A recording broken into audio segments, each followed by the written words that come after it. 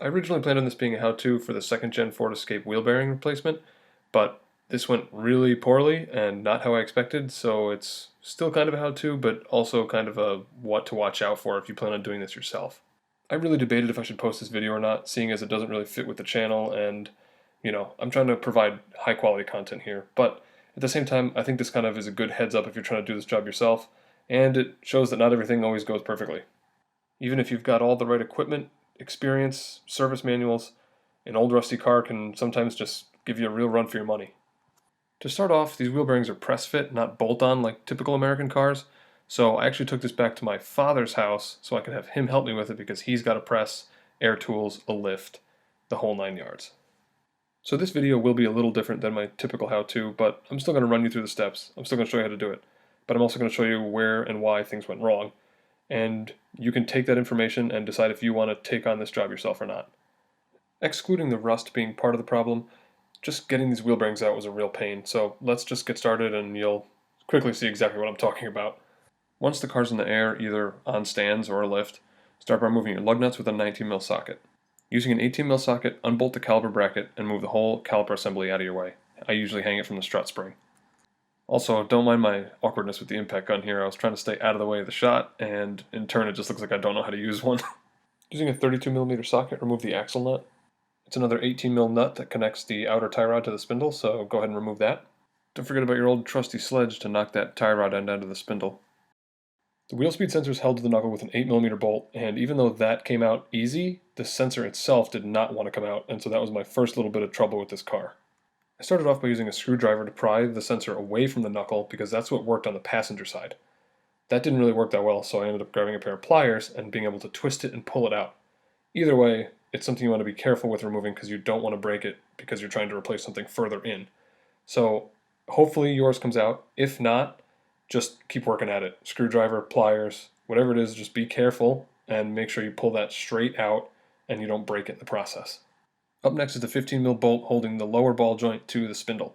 So you want to undo that. And again, I had a little trouble getting that bolt out, so I just threaded the nut back on the other end, stuck the socket on it, and then gave it a couple whacks with the sledge. Next up, you're separating the spindle from the strut, which is an 18mm nut or bolt. It's 18 on both sides, so you're going to need an 18mm socket and an 18mm wrench to hold it while you undo it. With all the bolts removed, the spindle should lift off the ball joint without too much effort or force, unless it's the driver's side like this car, and it doesn't. At first I used a wedge or a chisel to try and separate that joint, similar to how you'd use a strut spreader tool, but that didn't work, so we ended up having to hold the spindle while we hammered down on the lower control arm, and that finally popped it off.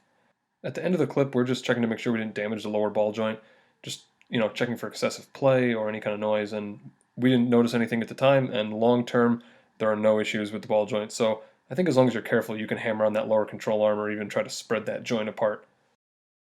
Now this is where our real trouble began. The hub is on the innermost area, and then you have the bearing, and then you have the spindle. I only bought a bearing, so you have to separate the hub from the bearing from the spindle, and that proved much more difficult than we expected. Our first pass at this was using the hydraulic press, and our biggest issue there was getting the spindle to sit flat, so once you started putting pressure on it, it didn't wiggle and move all over the place. Maybe you have a different style hydraulic press or some kind of armature that you can affix the spindle to and then it won't move, and in that case it would probably work great. But you can see towards the end of the clip here that we even had it pretty steady, and we had a bolt running through one of the holes in the spindle, and the amount of force that the press was putting on it ended up bending that bolt. So maybe that's because, again, salt car, rust belt car, and maybe that was seized a little bit more than it should be, but this didn't work, and so our next try was using a hub removal tool in a vise. So a quick run to Harbor Freight later, and we were armed with the hub removal tool with the spindle locked securely in the vise. We also switched up our strategy here because originally we were trying to push the hub out of the bearing, and we realized with the Harbor Freight setup you can't do that, so we would just push the bearing and the hub out together and then figure out how to separate them later on. That proved to be pretty tough as well. I mean, you can see the size of the breaker bar I've got and the wrench my father's got on the other side, so I mean, it was a massive amount of force to break this hub out of the spindle. Also keep in mind the amount of heat that's generated with this amount of force, and lubricate the threads if you plan on keeping this toolkit, because we absolutely obliterated the threads and just ended up returning the whole kit to Harbor Freight. So after about 15 minutes of cranking on this thing, the bearing was only halfway out of the spindle, which was quite disappointing, to be honest. But we realized that in the current situation we could go back down to the hydraulic press and it would actually work in our favor to have it be halfway out, and so we finished off the removal with the press. Because I debated about even posting this video, this is being edited about 10 months after I did the repair, so I don't remember if we had this cylindrical piece of metal and tried it prior, or if we found it after we used the Harbor Freight tool, but either way, this is how we got it done. So we were able to balance the whole knuckle on that cylindrical piece of metal with the bearing side down and push the whole assembly out.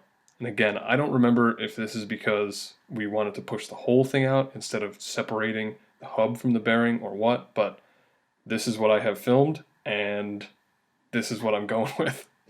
I'm including this little last bit of audio just so you can hear how seized it was. It didn't push smoothly out. I mean, it was stuck in there and did not want to come out.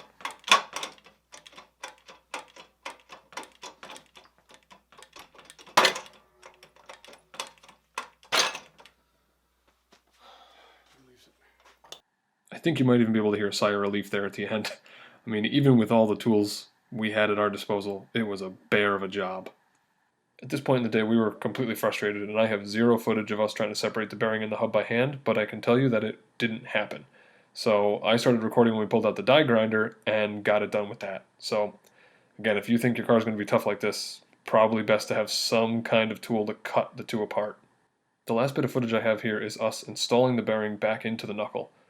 We used the hydraulic press for that. It worked, but it kind of went in like it came out. It was really tough, and you can see the boards jumping around there in some of the shots because it's that much force. So it's not impossible, but it was a really tough job, and it'd be really hard to do by hand, with hand tools, without power tools, without the press, that kind of thing. So use this as a DIY, but also use it as a warning of what happens when things go terribly wrong, even though you think they shouldn't. The rest of the installation is the reverse of removal, but I mean, if you made it this far, you can get it all back together. The hard part is that bearing in the knuckle portion, and everything else unbolted and bolted right back up, even on my rusty car. If you have any questions, please leave it in the comments. I do my best to answer everyone. If you have any tips or tricks, leave that too. I mean, it can help me out if I got to do this job again, and it can help some other viewers out if they're trying to do this job for the first time. Thanks for watching, everyone, and don't forget to subscribe if you want to see more DIY videos.